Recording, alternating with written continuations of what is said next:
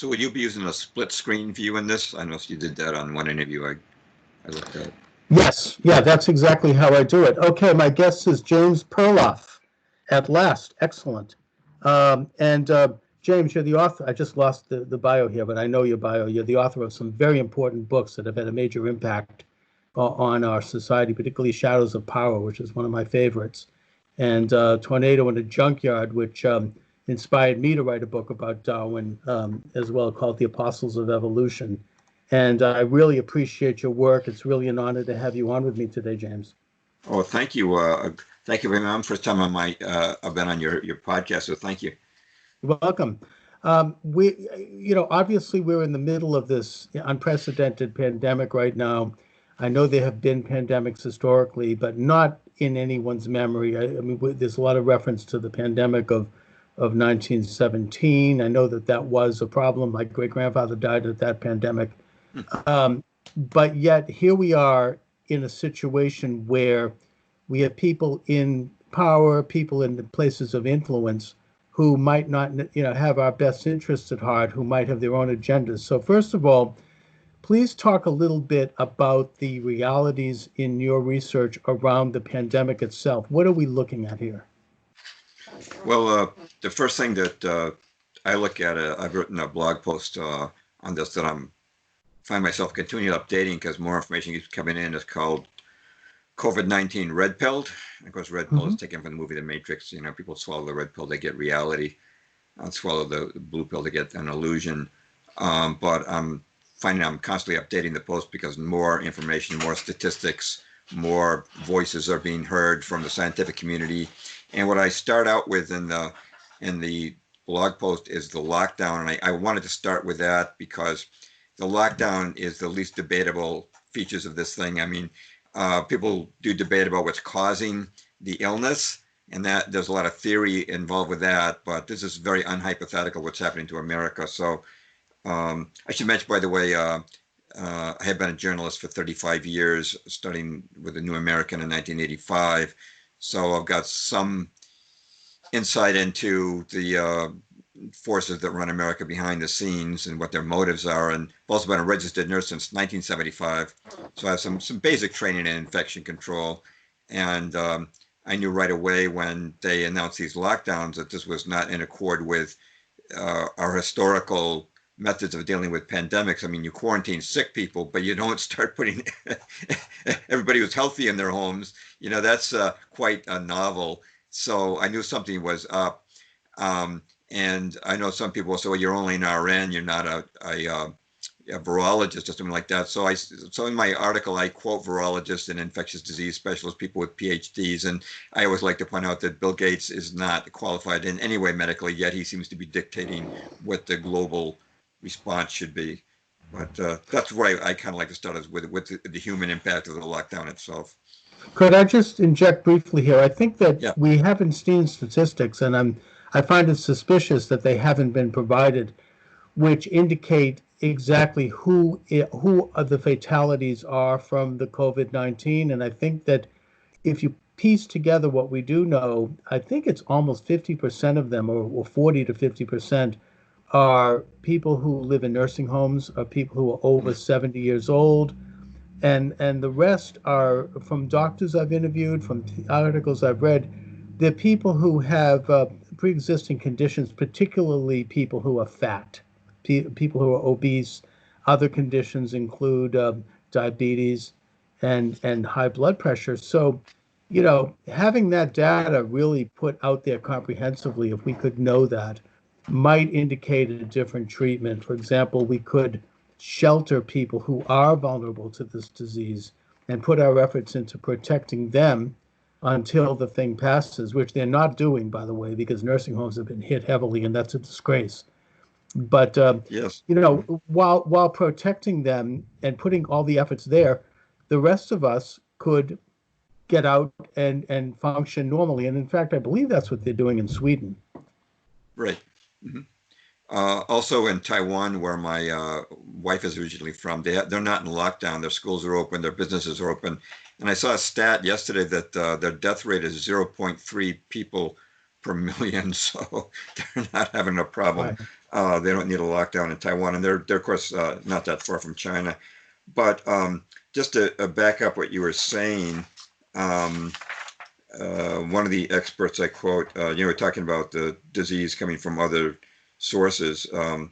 Professor Klaus Puschel, who's head of forensic medicine in Hamburg, Germany, said this quote. He said, "The astronomical economic damage now being caused is not commensurate with the danger posed by the virus, and convinced that the corona mortality rate will not even show up as a peak in annual mortality. In Hamburg, for example, not a single person who was not previously ill had died of the virus.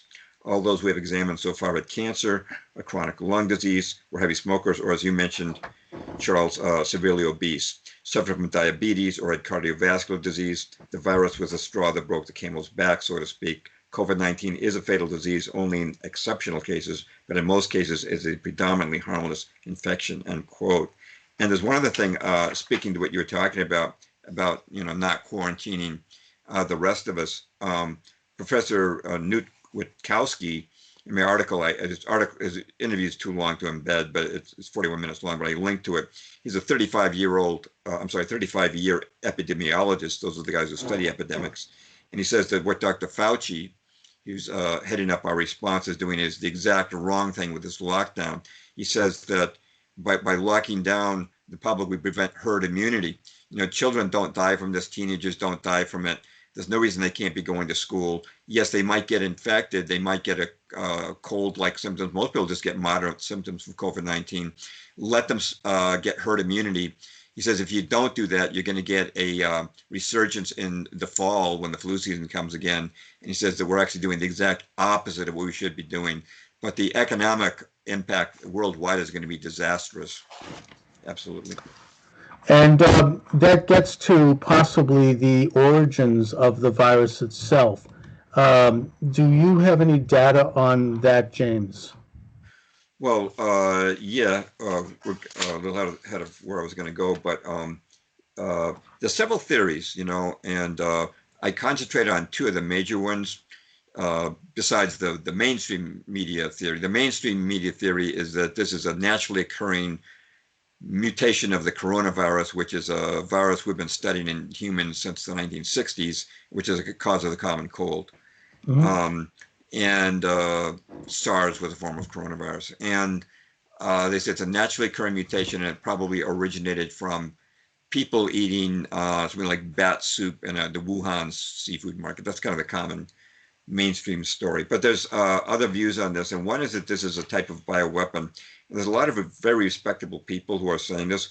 One is, so I have to refer to my notes here because I don't have these quotes and names memorized, but Dr. Shiva Ayadari, who's got 4 degrees from MIT, including a PhD in biological engineering. He says that it's definitely a bioweapon. He says, but you can tell by the number of changes in the virus, which are too specific, too numerous, and which give it an affinity for a human infection, to believe this is just a naturally occurring phenomenon. I've got an 8-minute video there. He says this is actually what he calls a part of a deep state plan. But in addition to that, Professor Francis Boyle, who according to his biography at Illinois College of Law, quote, drafted the U.S. domestic implementing legislation for the Biological Weapons Convention, known as the Biological Weapons Anti-Terrorism Act, that was approved unanimously by both houses of Congress and signed into law by President George H.W. Bush, end quote. He's got an 8-minute video that I embed, and he talks about how there's peer-reviewed studies from Australia, France, and India, all confirming that this is not a naturally occurring virus. And one of those papers is from the Kazuma School of Biological Sciences in New Delhi, which states, quote, we found 4 insertions in the spike glycoprotein, which are unique to what they call the COVID-19 virus, and are not present in other coronaviruses. And they call these characteristics uncanny and unlikely to be fortuitous, meaning unlikely to be come about by chance. Now, the paper is marked withdrawn, but I want to quote the Nobel Prize winner, Luc Montagnier. He won the Nobel Prize for co-discovering the HIV virus. He said on TV, in French TV, it's definitely a bioengineered weapon. And he says that the Indian researchers were, quote, forced to withdraw their findings as pressure from the mainstream was too great, end quote. And then Dr. Rashid Buttar, who I really like, another podcast host mentioned him to me, and He's a experienced surgeon, former U.S. military, and he is very outspoken and heartfelt. And I really like this guy a lot. But he kind of nails it. He talks about how in Nature magazine in 2015 November 12th issue, they had an article about how the University of North Carolina, against great objections, Chapel Hill was conducting this research advancing the functions of coronaviruses. And this is dangerous research, that they were making them have greater affinity for human cells. And just to quote Nature's put a disclaimer on this, saying this is not the cause of COVID-19, but Dr. Buttar says, just read the article for what it says. It says, quote, an experiment that created a hybrid version of bat coronavirus, one related to the virus that causes SARS, has triggered renewed debate over whether engineering lab variants of viruses with possible pandemic potential is worth the risks. Now they talk about how they got a specimen of SARS from Fort Detrick, where we have our biochemical weapons stock, and then they go on to say, quote, again, it's from Nature magazine, but other virologists question whether the information gleaned from the experiment justifies the potential risk.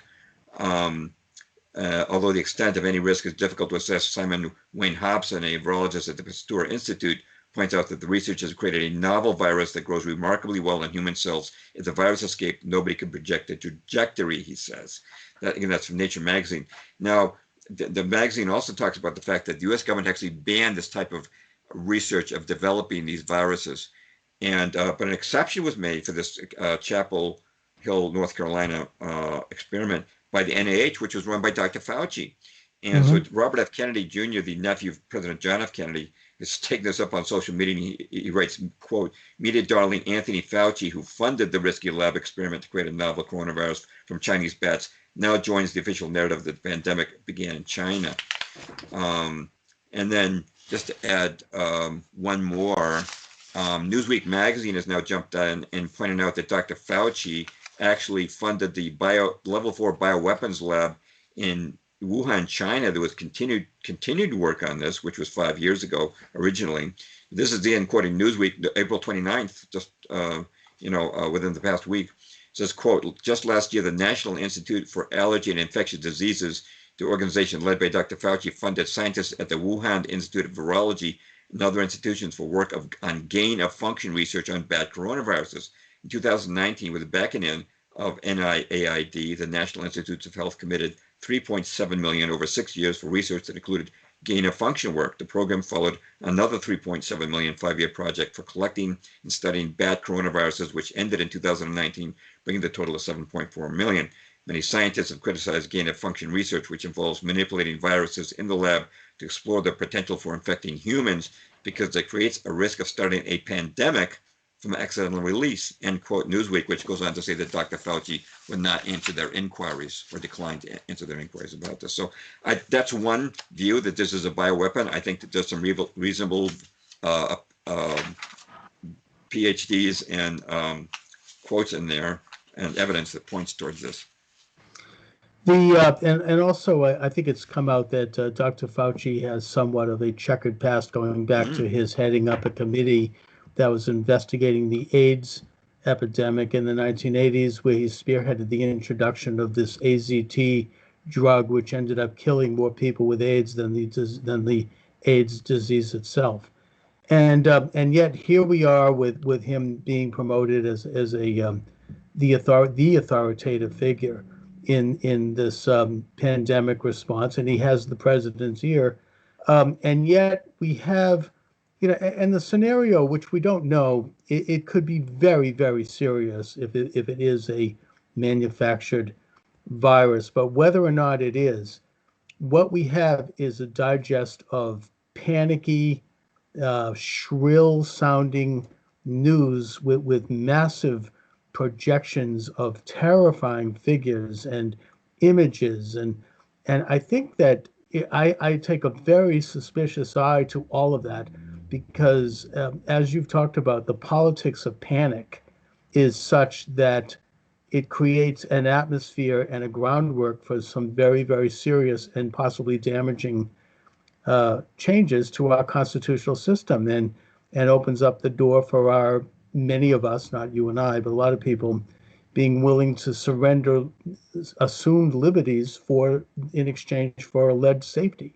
So talk a bit, James, if you will, about the panic atmosphere that we're now confronting around the virus. Yeah, well, there's the panic, how they've created it, and then there's the impact of the panic, which is the lockdown. But what I found, the way I kind of break it down, there's three basic ways that they're exaggerating the numbers of deaths from the what they're calling the pandemic. The first is, and of course, I'm not saying it's not a serious disease. Right. There are people Right. who definitely have died from it. I've talked to, I have a good friend who's a very red-pilled doctor, works at a major hospital, and she confirmed to me, yes, they have ICU patients with COVID-19, no question about it, and that it can be fatal. Oh, it's a terrible disease. They're having good. She is having very good results with chloroquine, which many of the doctors have affirmed in the media, which is one reason why we don't really need a vaccine. We can already treat this thing. But one way they inflate the COVID-19 deaths is, this was pointed out by Dr. Vernon Coleman, who's an MD in the UK. He pointed out that people who die tend to get sampled for COVID-19, but people who are healthy, have no symptoms or few symptoms or just mild symptoms, usually don't go into the hospital and get tested. So people who are dying get a disproportionate weight in the total. So it looks like the percentage of people dying from COVID-19 is higher than it really is. It's interesting that Stanford University came out very recently with a study that puts the death rate actually at 0.12% to 0.2%, which is just above the seasonal flu rate of 0.1%. And I'm sure you saw this video. Doctors Daniel Erickson and Art Masihi was censored after 4 million views on YouTube. Yeah, they said that their survey, because they tested more people than any other group in their county for COVID-19. They found that the death rate is only 0.03%, which is really low. And here I'm near Boston, and we have a homeless shelter here called the Pine Street Inn. They had 146 people test positive for COVID-19. None of them not only died, none of them even had any symptoms. So, it's starting to look, this is not as serious as the initial projections. In fact, there's a Stanford University professor, he just came out with a video interview. I think his name is Levitt, Michael Levitt. I'll have to check that. But he said that the initial pandemic projections were grossly overstated. He's a statistician as well as a biologist. And so that's one way is this. Oh, by the way, Dr. Fauci himself, it's interesting, wrote an article which he co-wrote with Robert Redfield of the CDC and H. Clifford Lane, MD, in the New England Journal of Medicine, March the 26th of this year. It's called COVID-19 Navigating the Uncharted. He actually agrees that this could be not much worse than a seasonal flu. Here's what he and his colleagues wrote, quote, patients had a wide spectrum of disease severity. If one assumes that the number of asymptomatic or minimally symptomatic cases is several times the size of the number of reported cases, the case fatality rate may be considerably lower than 1%. This suggests that the overall clinical consequences of COVID-19 may be ultimately more akin to those of a severe seasonal influenza, which has a case fatality rate of approximately 0.1%, end quote. Again, that's Dr. Fauci and his colleagues in the New England Journal of Medicine. Another way that they are inflating these is, I think you already mentioned, is that they take people who died from something else and call it COVID-19.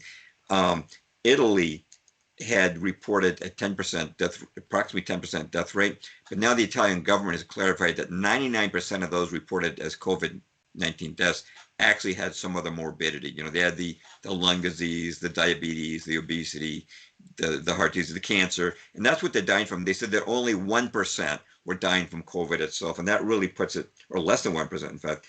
And it's actually, I just saw this today on Twitter. I've got to add it to my article. It's a 4-minute video from the Italian parliament where a parliamentarian is quoting these numbers. And he's saying that we're being headed into a police state by this misrepresentation of the COVID deaths. So this is another way as they take people dying from something else. And I also linked to a video by the Illinois Director of Public Health. It's just a 1-minute video. but she says that anybody who dies from any cause, if they had COVID-19, is counted as a COVID death. So that means when these headlines we see, the number of COVID-19 deaths on CNN and so forth, it's really exaggerating the extent of the problem. Well, there's one more, which is death certificates, but I know I've been talking for a while, so let me throw it back to you. No, even the CDC website has listed the numbers of deaths recorded as of May, I think, 1st or 2nd, was 37,000, which is about half what the media is reporting, which is 65. Right. And I heard a woman in the hospital in Montana, she said she'd worked there for 20 years, kind of a whistleblower, who says that she's been instructed by the hospital, and she's been writing death certificates all her career, to put COVID-19 as a cause of death, even if someone hadn't been tested or if there was question. And she said there always is a little bit of a variable when they fill out a death certificate anyway, but it's very unusual to have that kind of a directive come down and say, listed as COVID-19. The other thing I've heard is that in New York City, because of the events of 9/11, which is something I know you're researching, and I'm looking forward to hearing about that, but that destruction of the Twin Towers released this enormous toxic cloud that covered Lower Manhattan, parts of New Jersey, and Brooklyn for days, and that it seriously compromised people's respiratory condition, and that a lot of this may be very well why now, 20 years later, there is a very high death count in New York City.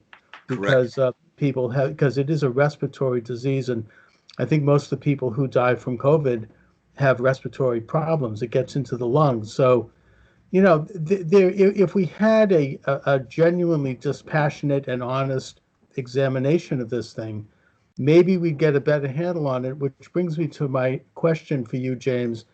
Why aren't we getting that kind of an honest reckoning of this disease so we can actually learn about it scientifically and then treat it properly? Well, I think it's because there's an agenda, by the forces behind the scenes. The fact that death certificates, as you were mentioning, the doctors are, Erickson and Massey talk about, they say that their doctors being pressured to write COVID-19 on death certificates. And Laura Ingraham had a great interview with Dr. Scott Jensen, how it was from Minnesota, on she actually quoted the CDC's new guidelines for COVID-19. It says, quote, in cases where a definite diagnosis of COVID cannot be made but is suspected or likely, it is acceptable to report COVID-19 on a death certificate as probable or presumed. And Dr. Jensen was outraged by this. He said that the CDC's own guidelines on death certificates focus on what he calls precision and specificity. He also mentioned that hospitals get a $13,000 extra if they write a patient as having COVID-19. And the National Vital Statistics System, which is a branch of the CDC, says, quote, COVID-19 should be reported on the death certificate for all decedents with the disease caused or is assumed to have caused or contributed to death. And now, this past week, Project Veritas came out with a video. It has several New York funeral home directors in it, and they're all saying that people who don't have COVID-19 are being called COVID-19. And one of them, he said it's speculation, but he says he suspects that Mayor Bill de Blasio is getting more money from the federal government if these are called COVID-19. It's also happening overseas. I won't quote him here, but the Dr. John Lee, he's a pathologist, has a article in the Spectator on how doctors are being pressured to put COVID-19 in. I found this on Twitter. This is a New York State, just a excerpt from a letter to the editor in a British newspaper. It says, "Sir, my mother died last week at a care home at the age of 98 when my brother registered death as expected. The cause given was frailty due to old age, but he's surprised to find that the doctor certifying that death had added presumed COVID-19, an inclusion that also shocked the home's manager. The day before her mother died, my brother was allowed to sit with her for an hour. His temperature was checked before he was admitted. There was no form of isolation, and none of the home staff were wearing personal protective equipment. If doctors are attributing all deaths in care homes to COVID-19, it makes nonsense of any statistics and does great reputational damage to both individual care homes and to the care industry as a whole." And that's the end of the quote. And then my guy gives his name. It's from Christchurch in Dorset, England. So this is happening all over the place, and there's certainly clearly an agenda that's pushing doctors. I'm a registered nurse. We're supposed to be honest. We're supposed to be objective and scientific. We're not supposed to make presumptions and put down information that's incorrect. We're supposed to be very precise. Right, and not to mention one of the negative byproducts of this is that there are hospitals around the country that are facing bankruptcy and that are laying people off because they've been cleared only to deal with COVID-19. And there are very few cases in certain states, like, for example, Oregon, which has had only a handful of cases, but which a governor has just declared that the state will be shut down until July. And other problems are that people who have diseases like cancer or heart disease, or they need surgeries, are being told to put it off because of COVID-19, while many of these hospitals have at least stable, if not declining, numbers of people in the hospital with this disease. So this is probably, as you point out, James, a worldwide phenomena where you have this amplification of this disease with all of the panic associated with that, and people being frightened to go outside their own door. It's like this enemies waiting on the other side of the door. It's like a medical emergency, and it's a medical informal martial law. Talk a little bit, if you will, about some of the politics of this, because I think that there has come out a pretty clear pattern of governors who, are liberal Democrats and so-called blue state, who are implementing extremely draconian measures, whereas more conservative or red state, even Massachusetts, we have a Republican governor, we're a little less so. It's sort of a little bit more like we're going to trust people to take the necessary precautions, and people should. It's a serious disease. But we're not going to start to arrest people for stepping off their lawn, or tell people that they can only have one passenger in their car, or if they go to the grocery store, they can't buy, plant seeds so they can plant a garden. So talk a little bit, James, about the politics of this. What is going on here?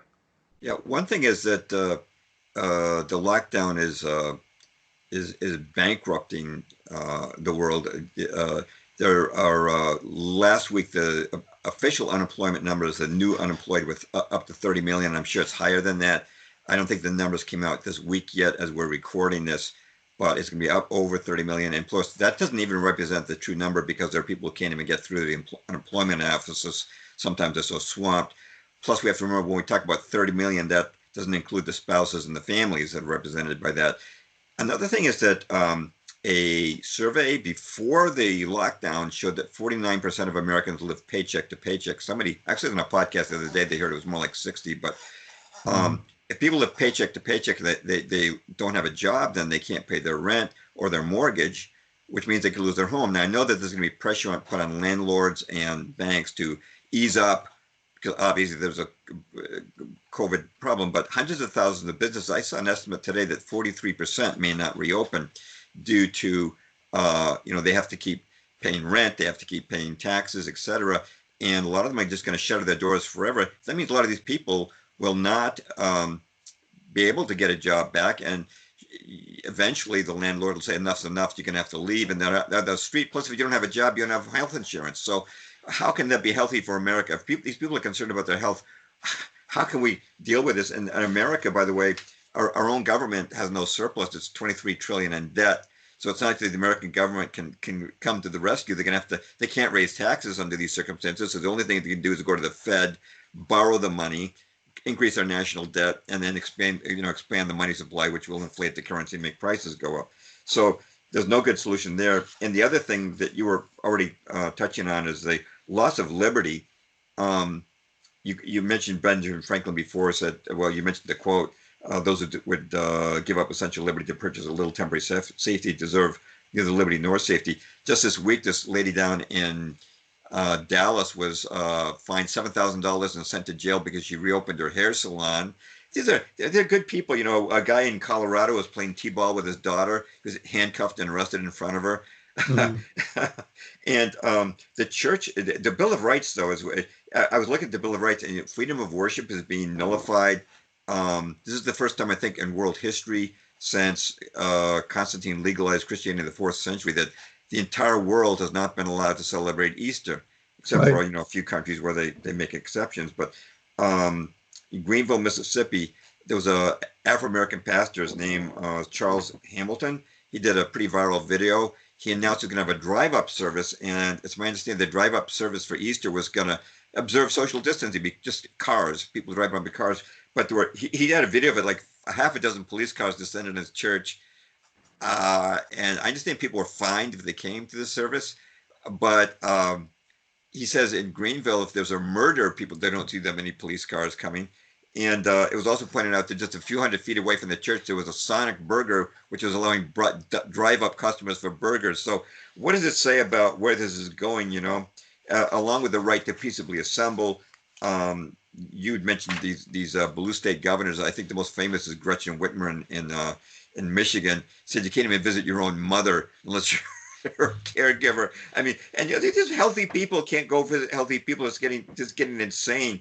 And people are going to be encouraged to snitch on each other in different states using online forums if they see a neighbor who's not observing social distancing. It's like the old Soviet Union, and Howard County, Indiana, you can't even buy a book because that's ridiculous. A virus normally cannot survive for long outside the body. It needs a host. So unless a person coughed on a book and they left a big glob of sputum there, it's the virus can't survive. So the idea you can't buy books or seeds. That's kind of you've got this invisible enemy which is creating a pretext for these governors to shut down civil liberties, and it's really insane, and it's setting a dangerous precedent, Charles, where people get acclimated to the idea that we just do whatever the government says, and that could set us up for much greater tyranny down the road, 1984 style. No, and younger people who don't really understand the concept of liberty and constitutional rights because they didn't learn it in school are Right. being, I think, conditioned. However, whether or not they should be, they are being conditioned, and there is so much arbitrary information out there about the disease that I've heard people say that they're afraid to sit down on a grassy lawn because they might catch it. I mean, it's ridiculous. No You way. know, Especially out in the sunlight. Sunlight kills of viruses. course, So yeah. sunlight does kill viruses, and which of course gets to the other aspect of the politics of this, and that is the anti-Trump hysteria and derangement. In that, anytime if Trump says that it's a good idea to get a prescription for hydroxychloroquine, it must be bad because Trump said it. I mean, I think that there's aspects to that are even deeper than that. In that, maybe hydroxychloroquine, which has been approved by the FDA many decades ago, is cheap.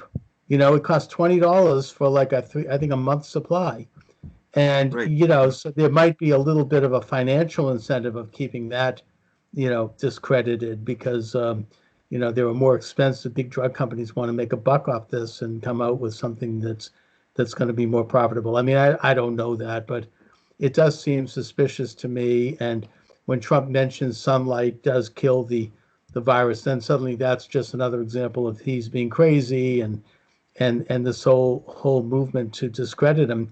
When in fact, I generally find that most of the time when Trump says something, it turns out to be true. Yeah, and by the way, hydroxychloroquine, I should mention that in 2015, no, 2005, the Journal of Virology, which is the official journal of the NIH, which is Fauci's agency, ran an article which showed that chloroquine was extremely effective in both treating and preventing SARS, which is a variation. The virus is 79% similar, as I understand, genetically to COVID-19. So Fauci would have known that, yet he keeps pushing the lockdown and the need for a vaccine, which we obviously don't need a vaccine. Fauci should be out of there. So much corruption. I understand there was a criminal investigation ongoing with him that was killed by James Comey of the FBI. So this guy should be out of there. A long record of corruption. And Dr.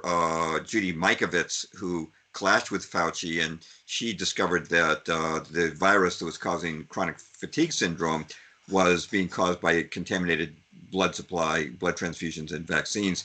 Her work was crushed by Fauci. Her computers were confiscated. But she's out now. She was in jail for a while. She's out now. Her book has gone viral. It's out of print already on Amazon. But she's being very outspoken, and she's getting a lot of deserved attention in exposing Dr. Fauci's past corruption. This guy should definitely be out of there. And what's her name again? Dr. Judy Mikovits. It's okay. Mikovits. And she's been on with Dr. Buttar. She's been doing interviews. And I'm on Twitter. I follow some informed people, and they link to interviews and work that she's done. And her book is called Plague of Corruption. Again, sold out on Amazon, rated #2 in virology on Amazon. Again, a lot of favorable attention. And I hope that there's going to be a sea change, and that we're going to see these people who are pushing the wrong treatments and the wrong remedies for this pandemic, if it is can even really be called that, to be relieved of their duties, so we can proceed on a sensible course and save our nation before this lockdown really wrecks it. I think that is coming no matter what the government does, because Americans are not going to tolerate this that much longer. As the weather gets warmer, people are going to want to go out. They're going to want to go to the beach. They're going to want to go to parks. It's already happening all over the country, all over the world. And already, as of Monday, I think it's something like more than half of the states, I think it's about 32 states, have begun to ease up on restrictions.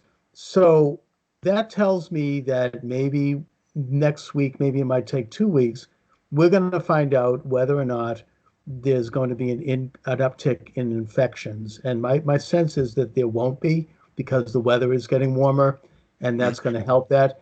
And once it becomes obvious that that isn't happening, and that in fact infections are going down, they're not going to be able to keep this thing going, and it's going to be over.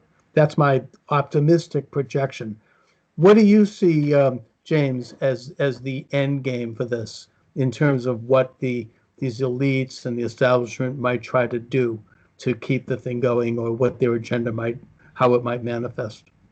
Yeah. Well, if this is a bioweapon, and by the way, we probably won't have time to get into these today, but there's some other theories besides bioweapon. Some people think it's associated with 5G, and there's been a lot of attention given to a book by Arthur Furstenberg, who pointed out that with new electrical rollouts, and historically, there have been pandemics. For example, the 1889 Russian flu was associated with rollout of electricity. The 1918 pandemic, Spanish flu, was associated with the rollout of radio. The rollout of radar and satellites in 57 and 68 became the Asian and Hong Kong flu, in his view. And he's saying that, so the rollout of 5G, which is at a much higher level than previous cell phone communications, could be associated with this. Of course, Wuhan was the 5G rollout city for China. On the other hand, there are cities that don't have 5G at all where you see COVID. But it might be contributing. I quote some PhD scholars in my article, COVID-19 Red Pilled, on that there could be at least an association with 5G. In addition to that, Dr. Andrew Kaufman has talked about that there's a lot of controversy still about what viruses are. He's got a 38-minute video where he says that if you look at COVID-19 under a microscope, it's identical to something called an exosome, which is part of an exudate from the cell that's removing toxins. And he said those toxins could be from anything, not ruling out electromagnetic frequencies. And the other person who's got a pretty interesting take is Dr. Stephanie Seneff. She's a PhD scientist from MIT, and she believes that glyphosate, which is the Monsanto Bayer carcinogenic that has been put in our food supply. She's noted that not only may this lung reaction that a few people get to COVID-19 might be from glyphosate, but that people are actually breathing in glyphosate now because buses and trucks are starting to use what they call biofuels, which come from agricultural products that are also contaminated with glyphosate. So it's actually in the air now. And she thinks that might be, and she's got a paper where she's proposes that as a role. So it's just some of the other ideas. But as far as the deep state plan goes with this, Bill Gates, I try to restrict myself to in my article to direct quotes from Bill Gates. So people say I'm not speculating, but he's Bill Gates is a eugenicist. His father was the director of Planned Parenthood, #1 provider of abortions, and he's gave a famous TED talk where he talked about reducing world population by 10 to 15%, and he included vaccines as one of the methods that could be used to do that. And Robert F. Kennedy, again, the nephew of President John F. Kennedy, put out an Instagram post where he enumerated the destruction that Bill Gates vaccines have done, including paralyzing about 500,000 children in India and involuntarily sterilizing millions of women in Kenya who were told they were being given tetanus shots while they were all getting sterile, unable to bear children. And they submitted these vaccines independently they were analyzed, and they all had a sterility formula in them. So you want to trust Bill Gates for vaccine? I would say don't do it. Robert F. Kennedy's been great on exposing Bill Gates, but I think there are three parts to their end game. One is a global vaccine, which Bill Gates has said a direct quote from Bill Gates, quote, "Is it fair to say things won't go back to truly normal until we have a vaccine to basically the entire world?" It's a direct quote. And as far as the global vaccine, excuse me, just a sec. Yep. There are several reasons why we don't need a global vaccine. One is the chloroquine already works, which we've mentioned. Another is Dr. Stefano Montanari, an Italian nanopathologist, says it's ridiculous. He says, quote, "You can't vaccinate against the common cold, which the coronavirus will cause, because the common cold does not give immunity. In the course of a life, a person can have a cold 200 times, and no time will that cold give immunity. It's a colossal fraud. We're close to 8 billion people forced to be vaccinated. It'll be an unimaginably enormous business," end quote. Now, what he's saying is that why is it we never get immune to the common cold? Because it mutates so rapidly. Now, if in fact the coronavirus is a natural mutation, a vaccine won't work. This is why they've never made a vaccine for the common cold. It mutates so quickly from year to year, it won't last. So even if they get a coronavirus vaccine, it's not going to work. We could just stick with chloroquine. There are other reasons, but just to keep it short, we've already mentioned that there are other countries like Taiwan, Sweden, Belarus, Japan that are not in lockdown, and they're beating COVID not only without a vaccine, without even a lockdown. So this idea that we have to have a mandatory vaccine is nonsense. I want to talk a little about the digital ID and the cashless society is also in games, but I want to throw it back to you. No, let's go right to that, because I want to sort of wrap up with a talk about the end game for the establishment and some of these agendas that they're promoting, and how this emergency or this this crisis, as Rahm Emanuel so famously said, who was Obama's chief of staff, never let a good crisis go to waste. And by that they mean, let's take some of these long simmering agendas and put them through. I mean, 9/11 resulted in people being willing to undergo some pretty strong restrictions on liberty to fight international terrorism or to protect ourselves from it. And this virus is no different. There's going to be things that are going to come down the pike as a result of this that we're going to get used to. And one of the things, you make reference to a cashless society. I see an enhanced national ID. I've heard, I think it was none other than Dr. Fauci talk about a tattoo that people would have to get to prove their immunity, and chips. And I've heard all sorts of speculation about what we might expect.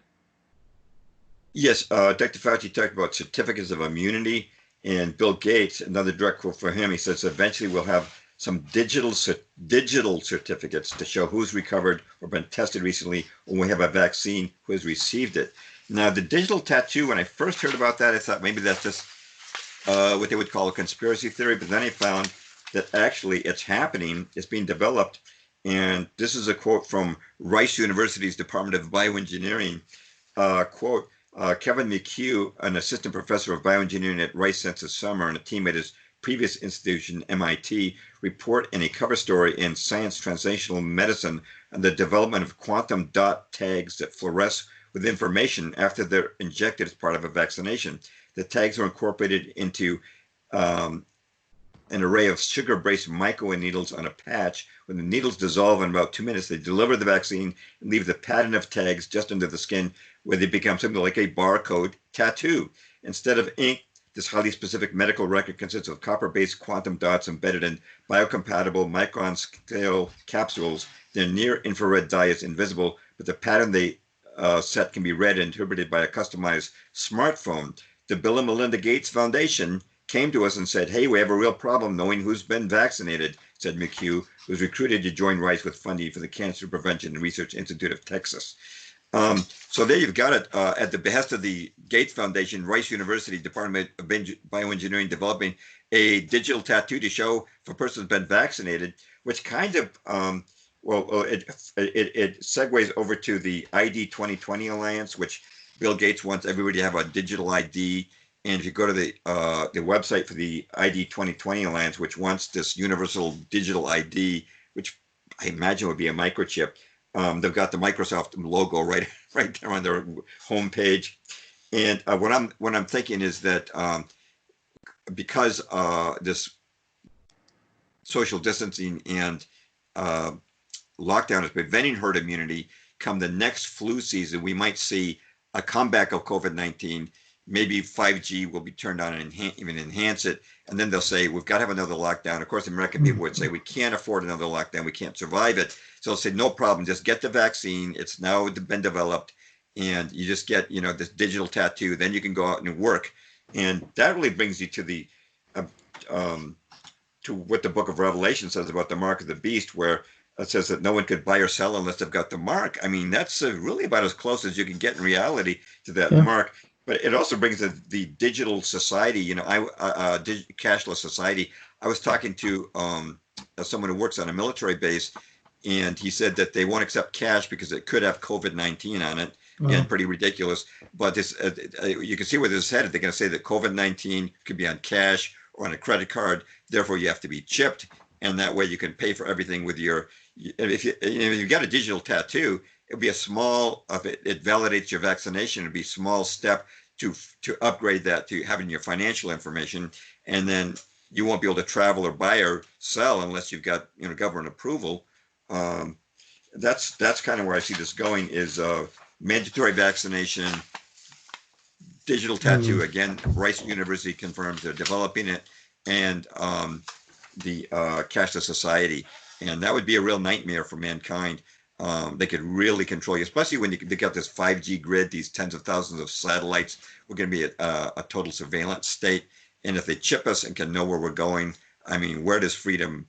It's an end. Yeah, it's at an end. No, they'll know everywhere you go, essentially everything you say, everything you think, everything you look at, everything you do. It is the end of freedom. And it's, if people think that this is far-fetched, I would simply point to the obvious fact that 2 months ago, before the pandemic really hit, it would have been unthinkable for anyone to think that we would be told to stay indoors and shelter for this long. Right. And yet here we are. We have laws saying you can't go outside unless you put a mask on. You've got, and this is being accepted. I mean, I know that Massachusetts isn't necessarily the best example, but they just did a poll here where they said something like 85% of the people of this state were polled saying that they support keeping the state shut down. I mean, maybe that's because we tend to be a little bit more sheep-like here. I don't know. But the point I'm making is that what James is talking about here is not in any way implausible at all. It is a very prescient observation, and I think that it's something that unfortunately looks like it's coming down the pike. I mean, it's it's not going to be pretty. Yeah, and in my article, COVID-19 Red Pill, again, it's on my website, jamesperloff.com. It's Perloff. I try to really stay away from speculation. With COVID-19, there's unknown, so a certain degree of speculation is necessary, but I try to stick to the facts, to the known statistics, and where the statistics have been exaggerated. I'm quoting doctors and virologists and epidemiologists and infectious disease specialists, people who are quite qualified. And I just try to keep it on a very, very much fact-based, because I don't want people just to dismiss this as conspiracy theory. No, it's out there. It's we're definitely headed down a very dangerous path. no question about the lockdown's impact and its destruction of our civil liberties. I mean, the Bill of Rights, I didn't mention it, but even trial by jury, that's gone right now. Who knows when we'll start trial by jury again. I mean, we're being, maybe they'll bring it back, but they're acclimating us to doing without it. And all of our liberties, it's just, they call it boiling the frog, gradually get people to accept the elimination of freedom in the name of safety. Absolutely. And I've done some programs recently, and we'll continue on how we can improve our own immune system, our own health, so that we don't have to take any of these things. I won't. I mean, I can't imagine it, but I know a lot of people will. Anyways, James Perloff, it's been an honor and a pleasure to have you on with me. I'd like you again to mention to my listeners and viewers where they can get your excellent books and articles. I'll post it on the YouTube station either way, but please let people know. Well, this is probably a pretty good time for people to learn about the geopolitical system that's running things behind the scenes. I have a couple of books out that are primers on what we call the New World Order. One is called Truth is a Lonely Warrior, and we talk about Council on Foreign Relations, the Federal Reserve, false flags leading us into war, media control. And we've got just 5 corporations running over 50%, 90% of the media right now. And we get into things like vaccines and even weather control, secret societies. And then I have a more recent book called 13 Pieces of the Jigsaw, which covers some history that I didn't cover in that book, as well as some more up-to-date things like the dangers of electromagnetic frequencies, some of the things going on with our, more recently in the Middle East. And those 2 books together can give people a pretty good background on the New World Order, its history. Shadows of Power, which came out in 1988, that kind of dates me, as a history of the Council on Foreign Relations, which has dictated American foreign policy for a long time. And my website, again, is jamesperloff.com, Perloff. I'm also on Twitter as James Perloff. Charles, I want to thank you very much for having me on the program. I really feel that, I've said this a number of times, but alt media is the last line of defense because there is consolidation. Now I've got a book, I can't quite reach it from where I am, but it's called America's 60 Families, published in 1937 by Ferdinand Lundberg, who was an eminent finance journalist of his day, published over 80 years ago, but he pointed out that even then the media was controlled, that we call the 60, the top richest 60 families owned almost all of the newspapers and radio stations. So there's always been matrix. There's always been a mainstream media control. And unfortunately, many people just spend their lives inside that matrix. It's only through alt media, such as your own, independent bloggers, that people can step outside that matrix, step outside this long-term agenda of a New World Order, this actually very Luciferian, if you really look deep behind it. I agree. So thank you for having me on, and thank you for what you're doing. Thank you, James, and it's been a pleasure, and I'll talk to you soon.